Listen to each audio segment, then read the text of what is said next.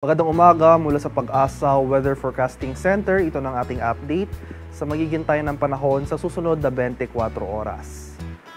Makikita natin dito sa ating latest satellite images itong mga kaulapan sa western section ng ating bansa na umaabot dito sa central at southern portions ng Pilipinas ay ang patuloy na pag-iral ng southwest monsoon o yung hanging habagat sa areas ng southern Luzon, buong Visayas, at sa Mindanao. Kaya sa mga nabanggit na lugar, dahil sa epekto ng habagat, asahan natin itong maulap na kalangitan na may mga kalat-kalat na pag-ulan, pagkulog at pagkidlat.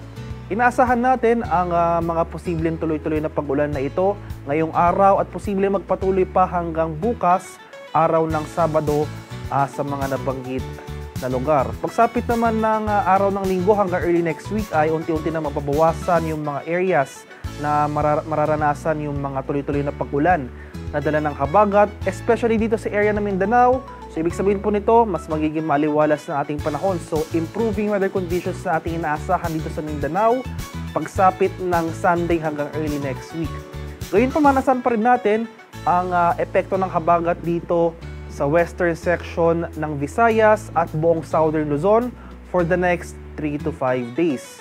And for the rest of the country, including Metro Manila, sa rest of the forecast period, ay maliwalas sa panahon pa rin na ating inaasahan.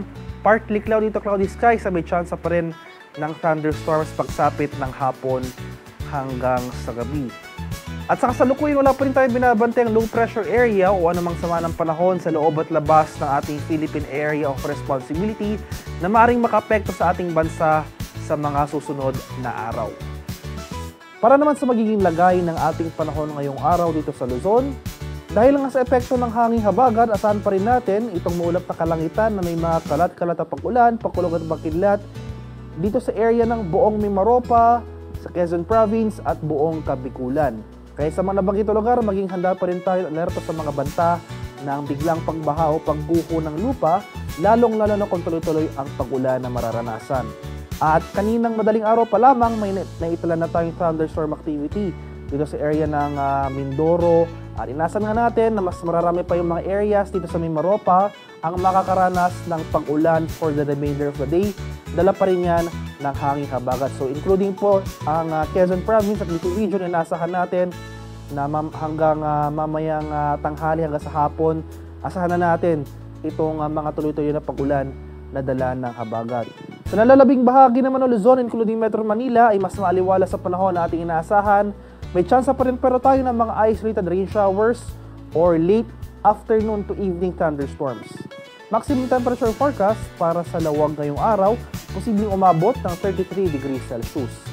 26 degrees naman dito sa area ng Baguio City at 26 degrees Celsius sa bahagi ng Tagagaraw.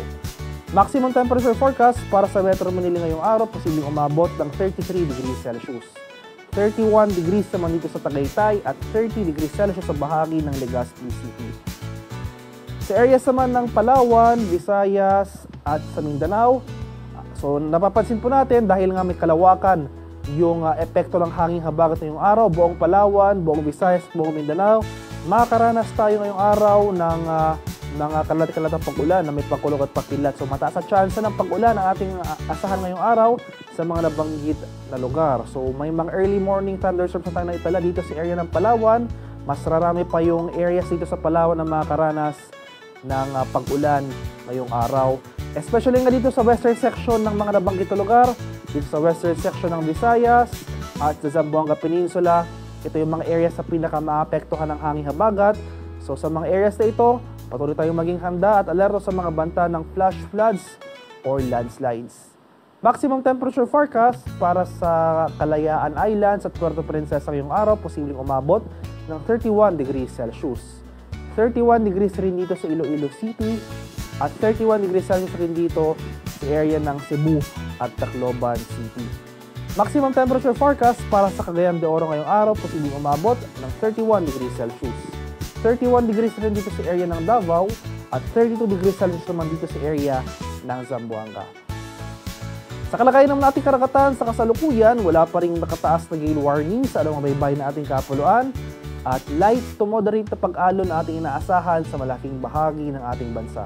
Gayunpaman, sapagkat may epekto nga o umiiral nga itong hanging habagat sa ating bansa, especially dito sa western section ng Pilipinas, asahan pa rin natin na kung meron tayong offshore thunderstorm activity, asahan natin itong bahagyang paglakas ng hangin at kaakibat nito ang bahagyang pagtaas ng ating mga alon.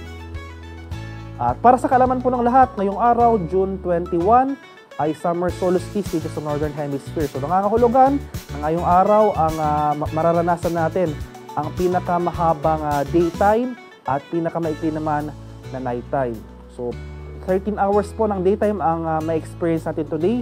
At ang haring araw dito sa Kamaynilaan ay sisikat mamayang 5:28 ng umaga at tulubog naman mamaya sa ganap na 6:28 ng hapon. Thank you for watching. Stay curious, stay informed.